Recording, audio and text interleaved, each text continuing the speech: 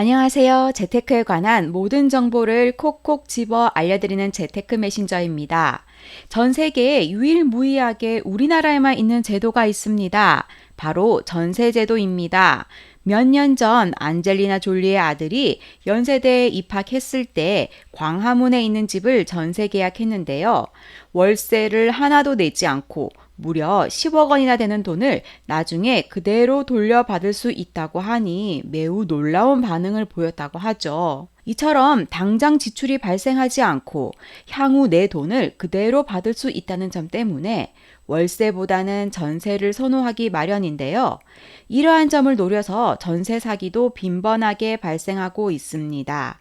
최근 언론에 방송된 빌라 500채 새 모녀 사건 또한 마찬가지인데요.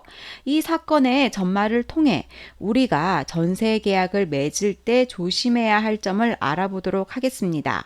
재테크 메신저 지금 시작합니다. 기사를 먼저 보겠습니다. 서울중앙지검 형사 8부는 최근 김모 씨를 사기와 부동산 실명법 위반 혐의로 구속 기소했다고 26일 밝혔다. 김 씨는 2017년부터 두 딸 명의로 서울 강서구 관악구 등 수도권 빌라 500여 채를 전세를 끼고 사들인 뒤 세입자 85명으로부터 183억 원 상당의 보증금을 챙긴 혐의를 받는다. 검찰은 두 딸에 대한 수사를 진행 중이다. 김 씨는 신축 빌라 분양 대행업자와 공모해 분양 대금을 지급하기 전에 임차인을 모집하고 이들로부터 분양 대금보다 높은 전세 보증금을 받았다. 보증금 일부를 자신과 분양 대행업자의 리베이트로 챙긴 뒤 건축주에게 분양 대금을 지급하는 식으로 자신의 돈을 들이지 않고 무자본 갭 투자를 이어갔다. 김 씨와 분양 대행업자가 챙긴 리베이트는 약 11억 8,500만 원으로 한 건당 최대 5,100만 원이었다. 예를 들면요, 매매가가 1억 원인데 전세로 1억 2천만 원을 받는 것입니다. 건축주는 매매가인 1억을 가져가고요. 새 모녀와 분양 대행업자가 리베이트 명목으로 2천만 원을 가져가는 것입니다. 상식적으로 생각하면 매매가보다 높은 집에 어떻게 전세를 들어갈 수 있지? 라는 생각을 할 수 있습니다. 하지만 이런 경우는 부동산 상식이 별로 없는 사회 초년생이나 신혼부부들을 대상으로 하기 때문에 쉽게 자행될 수 있는 것이죠. 게다가 사회 초년생이나 신혼부부들은 부동산 상식도 많지 않으시지만 아파트에 입주할 만한 자금이 부족한 경우가 많습니다. 이런 심리를 악용하는 건데요. 부동산에 앉아 있으면 일부러 막 전화가 옵니다. 아, 네, 지금 계약하신다고요? 잠시만요. 지금 계약하실 분이 계셔서요. 아, 네, 지금 계약하신다고요? 하나 남았는데 바로 연락드리겠습니다. 이렇게 전화를 끊고 저에게 말씀을 하시는 거죠. 어떻게 하시겠어요? 보다시피 대기자가 많아서요. 라며 조급하게 만들어서 얼른 계약금부터 송금하게 만드는 거죠. 며칠 지나 정신이 들어도 이미 계약금을 보냈으니 계약금이 아까워서라도 쉽게 파기를 못하고 입주하는 경우가 많습니다. 게다가 이번 경우는 신축 빌라죠. 분명히 계약은 건설사와 했는데 나중에 잔금을 치르려고 보니 새 모녀의 이름으로 등기가 되어 있는 것입니다. 아무런 공지 없이 임대인이 바뀐 상황입니다.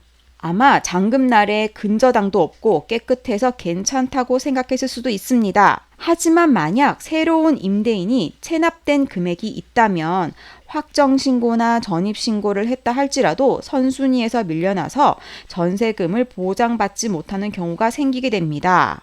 너무 끔찍하죠. 또 이런 사기가 발생 가능한 이유가 아이러니하게도 전세보증보험 때문인데요. 중개업소 사장님들이 매매가와 전세가가 비슷해도 전세보증보험을 들면 괜찮다 또는 임대인이 보증보험 들어준다고 했어 라고 하시면서 이 가격에 아파트 전세 갈 수 있어요? 못 가잖아요. 지금 이 돈으로 깨끗한 곳은 여기뿐이에요. 전세 보증보험 들면 혹시나 사고 나도 다 돌려받을 수 있으니 괜찮아요 라며 계속 권유를 합니다. 왜 그럴까요? 아까 말씀드렸듯이 매매나 전세를 놓게 되면 리베이트를 받기 때문에 적극적으로 권유하는 것입니다. 전세보증보험을 들 수가 있긴 있습니다. 전세보증보험은 공시지가에서 150%까지 가입 가능합니다. 가령 시가가 1억 원 빌라라면 공시지가로는 대략 7천만 원 하겠죠. 그럼 7천만 원에서 150%면 1억 500만 원이니 1억 500만 원까지는 전세보증보험 가입이 가능하게 됩니다. 부동산 중개업소에서는 걱정하지 마라, 보증보험 들면 된다 라며 사기칠 수 있는 환경을 적극 조성하게 됩니다. 어떤 경우에는 전세보증료 대납해준다, 전세대출 받으면 대출 이자도 내준다며 달콤한 말로 현혹합니다. 근데 생각해보면 왜 임대인이 전세보증료나 전세대출이자를 대납해 주겠어요? 진짜 말도 안 되지만 사기는 작정하고 치면 혹하게 되죠. 이 와중에 선의의 피해자가 너무 많이 양산됩니다. 그나마 전세보증보험을 들었으면 다행이긴 합니다. 국민일보 기사를 보니까 일부는 전세보증보험을 가입하셔가지고 피 같은 전세보증금을 회수하셨다고 하는데요. 대다수는 가입하지 않았다고 하죠. 근데 또 이런 경우도 있을 수 있습니다. 이러면 진짜 난감하죠. 또 불법 건축물인 경우에는 전세보증보험료를 들 수 없습니다. 그런데 사회초년생이나 신혼부부들이 이런 걸 잘 아시냐고요. 부동산 중개업소 말만 듣고 그러려니 하고 안심해버리는 경우가 많습니다. 그럼 우리는 어떻게 해야 할까요? 첫 번째로 빌라 시세를 꼼꼼하게 확인하는 게 굉장히 중요합니다. 매매 가격의 80% 이내에 전세 계약을 체결하면 경매로 넘어가더라도 1순위로 보증금을 돌려받을 수 있으니까 발품 파는 거 이거 매우 중요합니다. 이 사건 같은 경우는 신축 빌라죠. 그래서 부동산에서 신축이라 더 비싸다 이렇게 말씀하실 수도 있는데요. 절대 믿지 마시고 여러 군데 부동산에 문의하셔서 꼭 적정 시세를 파악하셔야 합니다.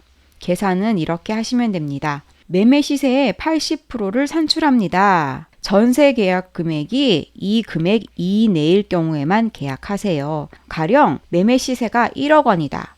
그럼 80%는 8천만 원이죠. 전세금이 8천만 원 이내일 때만 계약하십니다. 만약 대출이 껴있다면 매매 시세에서 80%를 계산한 뒤에 이 대출 금액과 전세금을 합해서 남는 금액이 있을 경우에만 계약하세요. 대출이 있으면 등기부 등본에 채권 최고 금액이라고 써 있을 겁니다. 은행에서 대출을 할 때 만약을 대비해서 대출 금액의 120%나 130%로 설정해 둔 것인데요. 안전하게 채권 최고 금액과 전세금을 합쳐서 매매 시세의 80%보다 낮을 때만 계약하세요. 가령 매매 시세가 1억 원인데 등기부 등본에 4천만 원의 채권 최고 금액이 있다고 합시다. 그런데 전세금을 6천만 원을 달래요. 원래는 전세 시세가 8천만 원인데 대출이 있어서 좀 싸게 나왔다. 그래서 전세가 6천이다 할 거예요.